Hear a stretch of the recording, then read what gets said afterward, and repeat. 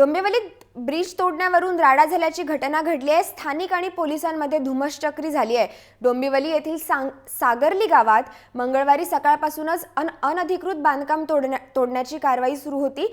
MIDCच्या वतीने मोठ्या प्रमाणावर पोलीस बंदोबस्त लावण्यात आला होता। येथील सागरली गावातील एका नाल्यावर असणारा पूल तोडण्यास MIDCने सुरुवात केली आणि राड्याला सुरुवात झाली। स्थानिकांनी याला जोरदार विरोध करण्यास सुरुवात केली होती।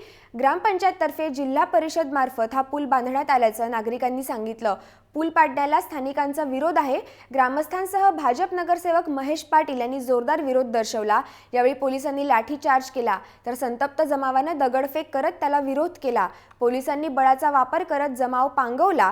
या घटनेत MIDCचे सहाय्यक अभियंता नितीन अंकुश आणि पोलीस हवालदार SB जवरे यांना दुखापत झाली आहे।